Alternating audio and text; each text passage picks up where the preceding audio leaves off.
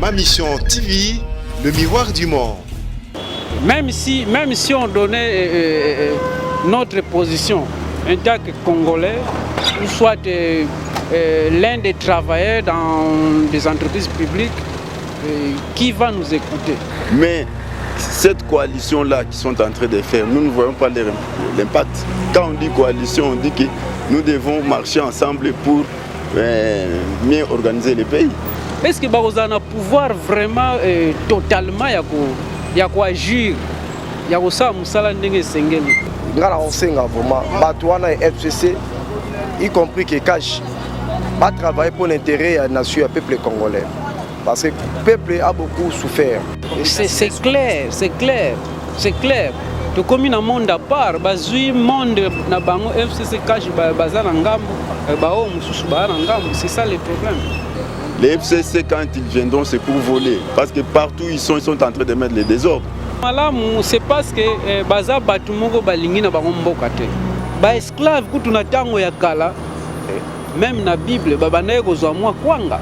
Esclave azozwa mwa kwanga, mais biso siko toza ba umbu moko oyo bazake même kwanga ya kolia ezate. Fatigué, on est fatigué à tout. Ma Mission TV, le miroir du monde. Je m'appelle Kassem Vetambo Jean Médard. Vous parlez entre FCC et Cash, quota 60-40 selon les entreprises publiques. Est-ce que d'abord, par rapport à cette situation, quel est votre avis sur le partage entre les réformes? Ça n'a pas de sens parce que le FCC a travaillé durant 19 ans, il n'a rien fait. Il devait laisser que le président de la République prenne au moins les technocrates et les mettre à la tête des entreprises pour mieux gérer.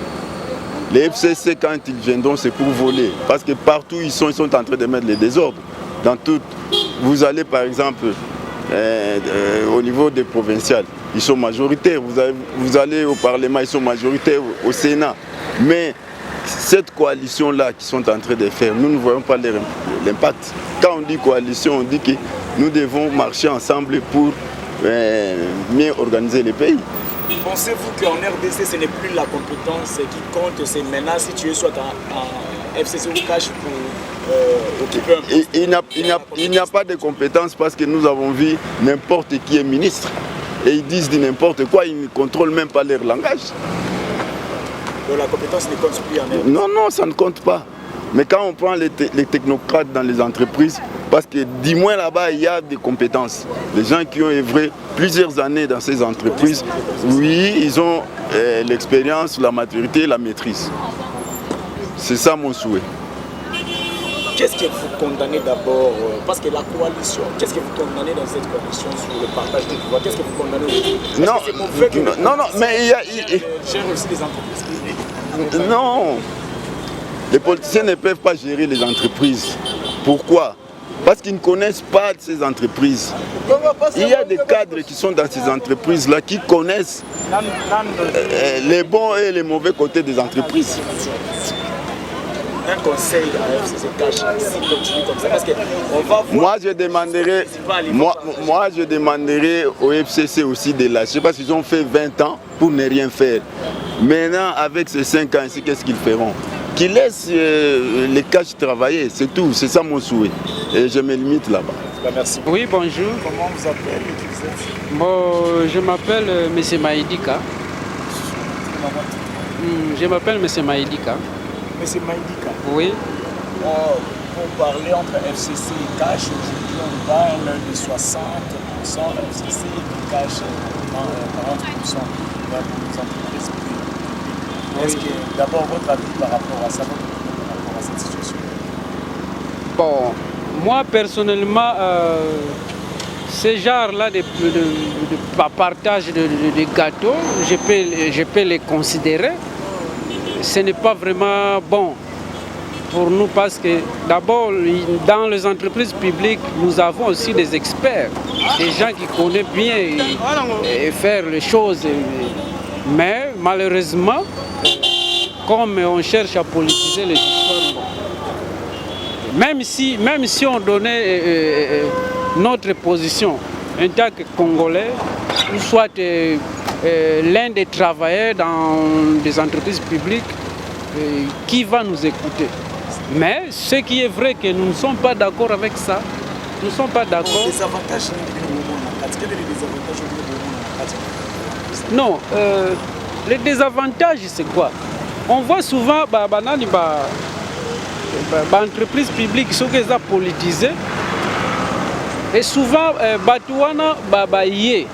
ils ont des comptes à rendre et pas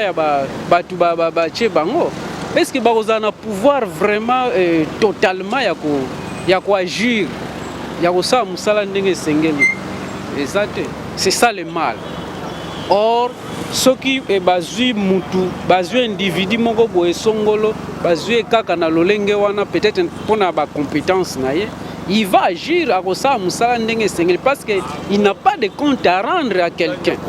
Sauf que gestion et à côté de l'État, voilà comment nous avons l'État.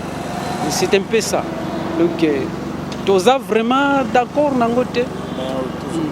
Les partis politiques ne fonctionnent pas. Les ministères, les partis politiques, moi, ceux qui ont 10% des hommes dans parti pour parti fonctionnaire, on ne peut pas limiter l'entreprise publique, pas partager mon propre DG, on a besoin que ça va. Bon, nakotala malamu, c'est parce que baza batumoko balingi na bango mboka te. Si on voit bien likambo ya rétrocession na koko benga yango. Baza capable ba ministre baza na ba avantage pe o eza en dehors ya koko simba kesi ya l'état tel que ba salaire na bango. À cause de salaire na ye wana soit ba avantage baza na ba mission bakendaka na ba poto par-ci par-là. Na kati wana na bambongo na ye propre o ya zo ba avantage na à cause de pe rétrocession à pesi na parti na ye. Et rien n'empêche. Mais ya mabesi koyo bango basala ka bongo te.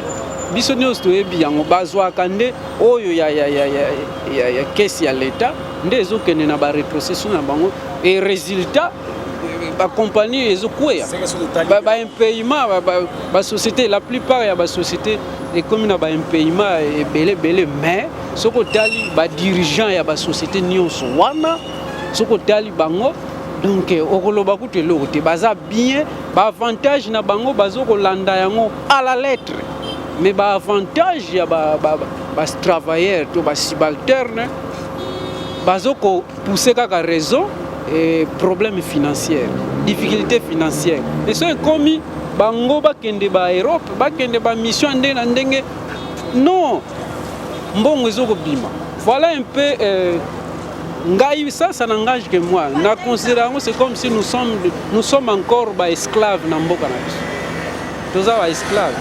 C'est que la minute compétence ces autres qui soutenir na mboko yo comme na mboka ka FCC cash pour non, mais c'est clair.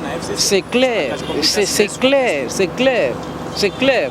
To comme na monde à part, bazui monde na bango FCC cash bazana ngambo ba o mususu ba na ngambo, c'est ça le problème. Alors tozo sibir et d'ailleurs tozo préféré ba esclave kutu na tango ya kala même na Bible baba naye kozwa mwa kwanga esclave azozwa mwa kwanga mais biso sko toza ba umbu moko oyo bazake même kwanga ya kolia ezate. Imaginez-vous. Alors tozo préféré nous les jeunes aujourd'hui tozo préféré to kende même na ba Europe. Donc, soki bibembe kuna mais au moins on a bien rémunéré parce que sur autant une entreprise telle que on a travaillé SNEL tout ça au moins un paiement exact 20 mois 25 mois impayé mais nzala eleki ba épidémie wana nzala o biso tozo kufa awa na ba maladie o tozala ngo eleki baba wana ezoboma du jour au jour. Coutu du jour au jour. Donc par air, tu vas au kende kakaboué. Bon, ngai eloko na weko loba ke mboka oyo eza FCC cash te muta salaki yango. To mokili oyo ekelamaki na FCC cash te. biso tondimelaka Nzambe, l'Éternel Dieu, un jour akosala.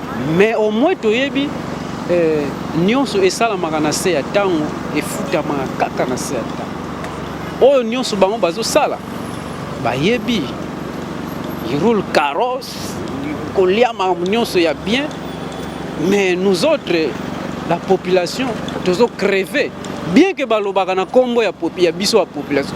Tomituna en question population ngo balobelaka population nini wana, parce que si je vois bien d'une manière générale surtout FCC la plupart de la population balingala bango par rapport à la gestion na bango 18 ans. Donc voilà un peu biso tozana elika na Nzambe oyo akelaki mokili na ye, il va agir. Et ce n'est que ça. Oui, bonjour. Situation à FCC Cash. Situation à FCC Cash. Donc, biso tant que peuple, tout suite qui que coalition Oyo et aboutir mais quelque chose. Parce que maintenant que c'est nous le peuple qui subit. Depuis que coalition Oyo Bayokani, sur 6 mois, si je ne me trompe même pas, 6 mois au pouvoir. Donc, sauf que le président de la République, dans 100 jours, voilà, a travaillé. C'est ça que haute monnaie. Mais depuis que le gouvernement est en place, on a encore vu à seulement rien. Donc, tout le monde a été le remords. Si 15 pliés. Donc, je me pose aussi la question. Mais les gens, tous ces gens-là, des ministres, ils parlent beaucoup de choses. Dans la télé, ils disaient que mais sur le place, sur le terrain, pour nous repratiquer en haut. C'est ça que nous voulons. Parce que... Donc, bien. Dès le départ, déjà, ils ont déjà moi, Nabakokajam. Alors, tout on commis à la fin, et ils ont dit. Donc, on sait vraiment, Batouana et FCC, y compris que Cash, va travailler pour l'intérêt de la nation et du peuple congolais. Parce que le peuple a beaucoup souffert. Nous sommes très fatigués dans la querelle politique, dans la mésentente. Nous sommes très soufflés. Donc, tous les gens soutiennent dans la donc toutes ces choses-là. Il y a zélaté. Tout le monde, parce que l'âge peut pousser. Vous comprenez? Nous sommes vraiment fatigués. On est fatigués à tout. Au monde. Il y a un qui est tout ligné, le président va appliquer vraiment aux 15 pliés pour le président de la République. De façon que nous sommes vivre à peine à errer.